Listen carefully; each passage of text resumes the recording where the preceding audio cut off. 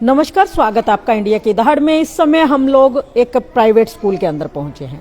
आपने अक्सर देखा होगा कि प्राइवेट स्कूलों के अंदर बच्चों को पढ़ाई लिखाई तो करवाई जाती है, लेकिन यहाँ पर आप देख सकते हैं कॉपी, पेन, पेंसिल और केले बांटे जा रहे हैं।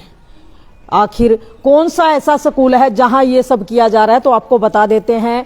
ये है doctor L N. Mudgil public school. जी हाँ, doctor L N. Mudgil public school के अंदर जो है आज तमाम बच्चों को कॉपी, पेन, पेंसिल और केले बांटे जा रहे हैं। आखिर किस खुशी में ये केले बांटे जा रहे हैं? अक्सर आपने देखा होगा कि प्राइवेट स्कूलों में केवल और केवल बच्चों को बांटी जाती है तो वो होती है शिक्षा, डिसिप्लिन और कहते हैं हमारे नैतिक संस्कार जो होते हैं वो बांटे जाते हैं। लेकिन आज यहाँ कॉपी, पेन, पेंसिल के साथ साथ केले बांटे जा रहे हैं। क्यों बांटे जा रहे हैं और किसके द्वारा बांटे जा रहे हैं, किस खुशी में बांटे जा रहे हैं, आइए हमारे साथ ये संचालक हैं स्कूल के, उनसे बातचीत कर लेते हैं। पंचाल जी से। सर नमस्कार। नमस्कार मैडम। सर मैंने देखा है अक्सर स्कूलों के अंदर, वो भी प्राइवेट स्कूलों के अंदर जी, मतलब बच्चों को शिक्षा दी जाती है, नैतिक संस्कार दिए जाते हैं या डिसिप्लिन सिखाया जाता है, सिर्फ यही कुछ होता है। लेकिन मैं देख रही हूँ आपके स्कूल में बच्चों को कॉपी, पेंसिल, पेन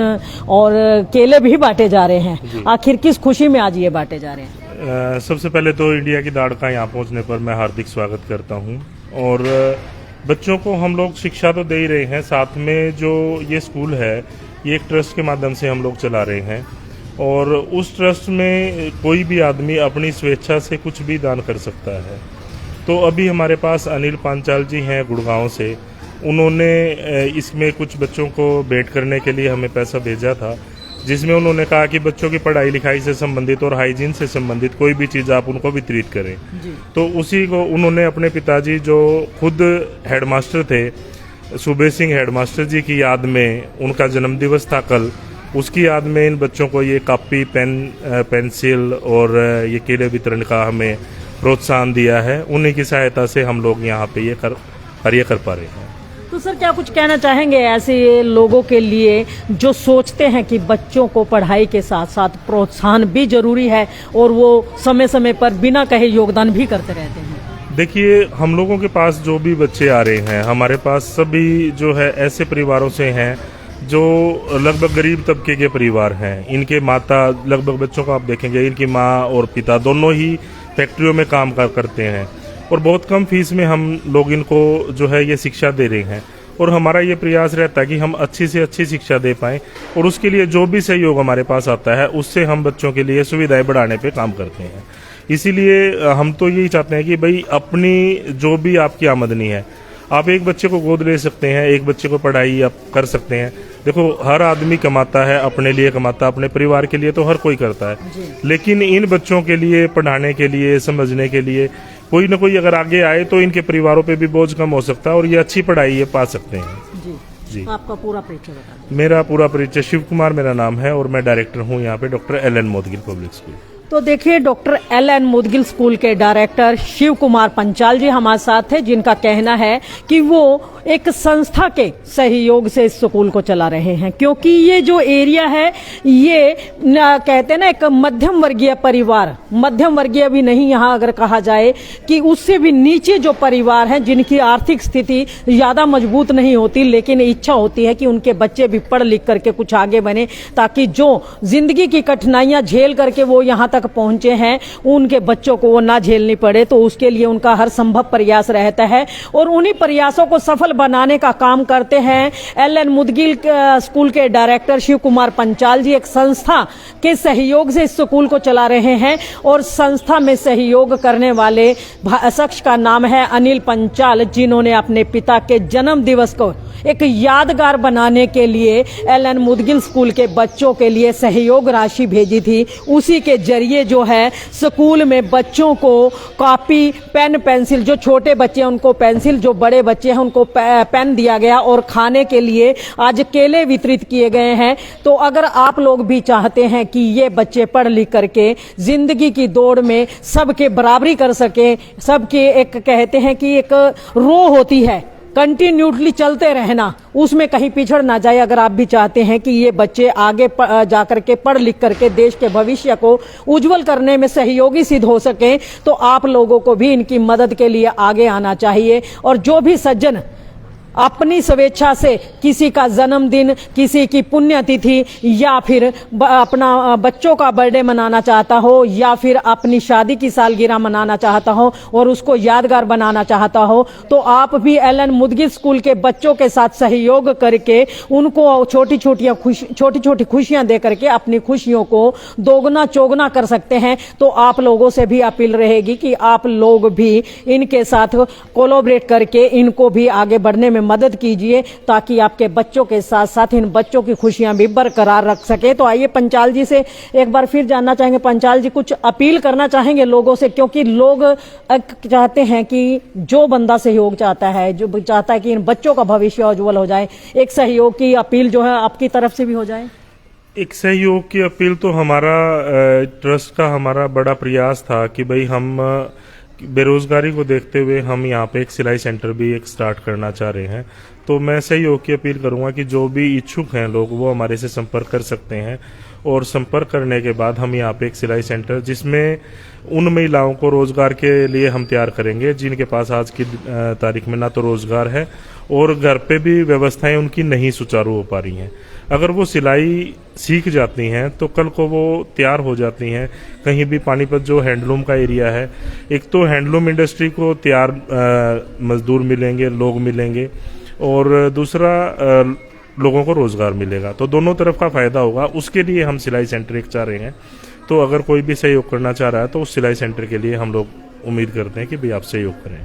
पंचाल साहब सहयोग किस तरीके का चाहते हैं? कैश में आपको मतलब सहयोग किया जाए, या कुछ आपको जैसे मशीनों की जरूरत पड़ेगी सिलाई के लिए, कटाई के लिए कैंची की जरूरत है, इंची टेप्स हैं, ये तमाम चीजें भी जरूरी हैं। सिलाई सेंटर अगर खोला जाए तो केवल नगद राशि ही मतलब कबूल की जाएगी, या मतलब ये चीजें भी? नहीं, देखिए चीजें हर चीज जरूरी है। आप अपनी इच्छा से, स्वेच्छा से आप जो देना चाहें। दान जो है आदमी की श्रद्धा का होता है। कोई ये चाहता है कि मैं तो मशीन देना चाहता हूँ तो वो मशीन दे सकता है, कोई चाहता है मेरा तो कैंची का बजट है तो वो कैंची दे सकता है। हम लोगों को तो सिखाना है। हमें आप लोग सुविधाएं प्रोवाइड करोगे, हमें सामान प्रोवाइड करोगे तो हम उसके आगे बढ़ा करके ही, अगर हमें एक चीज मिलेगी तो उसमें एक हम मिला के उसको हम दो बना के आगे चलाएंगे। हमारा तो ये प्रयास है कि भी ज्यादा से ज्यादा लोगों तक हम पहुंच पाए।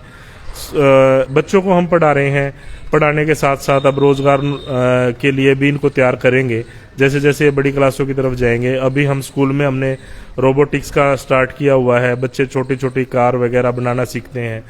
तो एक नॉमिनल फीस में वो सारी चीजें जो आज की डेट में बड़े बड़े स्कूल काफी पैसा लेके दे रहे हैं, वो हमने नॉमिनल में स्टार्ट किया है। यहाँ पे थोड़ी थोड़ी फीस इनसे ली जाती है ताकि टीचरों की सैलरी निकल जाए और यहाँ के जो खर्च है वो निकल जाए। और बाकी जो कुछ भी होता है, जो भी हमें सहयोग राशि आती है, उससे हम बच्चों में वितरण का समय समय पर करते रहते हैं। सर, मैं आपने बोला कि सिलाई सेंटर मतलब कब तक उम्मीद करें लोग? क्योंकि अगर कहते हैं ना दानवीर तो तैयार रहते ही हैं, अगर उन तक मैसेज पहुंच जाए कि कहीं जरूरत है। लेकिन मतलब सिलाई सेंटर कब तक शुरू करने की उम्मीद है? मतलब भी आप कब तक शुरू करना चाहते हैं? मतलब एक मैसेज लोगों में भी चला जाए जो इच्छुक होंगे, ताकि वो भी आ जाएं। देखिए, सिलाई सेंटर अभी जैसे आज की डेट में हम मैसेज दे रहे हैं तो कम से कम 1 महीना तो हमें भी व्यवस्थाएं बनाने में चाहिए। तो हम ये कोशिश करेंगे कि भाई 1 दिसंबर से हम सिलाई सेंटर शुरुआत कर सकें, ताकि समय पे लोगों को सुविधाएं मिल जाएं। और यहाँ पे व्यवस्थाएं हैं हमारे पास, ऐसी जगह है, सारा कुछ है। सिर्फ सामान की अगर अरेंजमेंट हो जाती है तो हम 1 दिसंबर से उसको स्टार्ट कर सकते हैं। सर, अगर सिलाई सेंटर 1 महीने बाद स्टार्ट हो जाता है तो उसकी शुरुआत जो है एंट्री लेडीज की, जो सीखने वालों की एंट्री है, उसके बाद ही होगी, या पहले उनको कोई रजिस्ट्रेशन वगैरह कुछ अन्य कुछ करवाना होगा? क्योंकि एक प्रक्रिया भी रहती है, अगर कहीं कुछ काम स्टार्ट किया जाता है, प्रक्रिया से नहीं चलेंगे तो शायद हम पिछड़ जाएंगे। जी जी, देखिए रजिस्ट्रेशन बगैर तो हमें भी क्या पता लगेगा। एकदम से अगर भीड़ आ जाए तो हमारे पास व्यवस्था 10 लोगों की है और 100 आ जाए तो हम कैसे कर पाएंगे?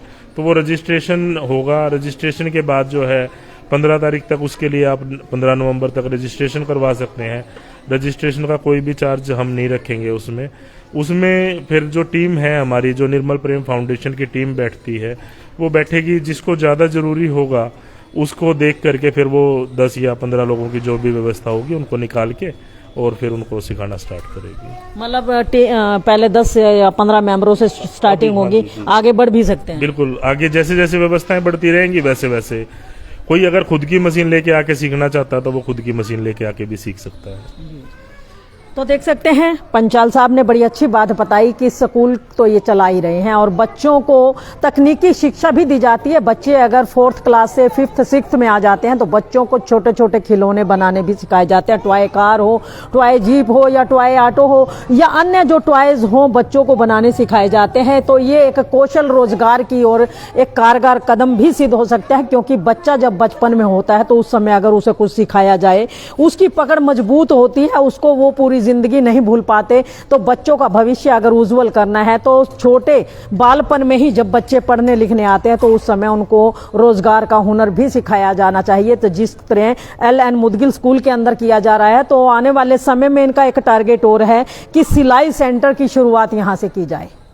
सिलाई सेंटर की शुरुआत के लिए कहते हैं व्यवस्था बनाने की जरूरत होती है। अगर कोई दानवीर सज्जन अगर अपनी जेब से कुछ दान देना चाहता है, भले ही वो सिलाई सेंटर में यूज होने वाला सामान हो या फिर कैश के रूप में कुछ मदद करना चाहता है, कि वो लेडीज जिनके पास कोई रोजगार नहीं है लेकिन सीखना चाहती हैं, वो यहाँ पर आकर के सीख सके, उनकी मदद हो जाए और आने वाले समय में वो स्वरोजगार करके अपने साथ साथ अपने परिवार का खर्च भी वहन करने लायक बन जाएं। तो कहीं ना कहीं उन लोगों की दुआएं जो हैं आप सबको अर्श से, कहते हैं फर्श से अर्श की ओर ले जाते हुए देर नहीं लगाएंगी, क्योंकि कहते हैं दुआओं में ही वो असर होता है जो इंसान को इंसान से देवता बना देता है। तो इस खबर को साथ के साथ शेयर अवश्य कीजिए, लाइक भी कीजिए, चैनल को फॉलो करना ना भूलें। इंडिया की दहाड़ के लिए रमा देवी, जय हिंद, जय भारत।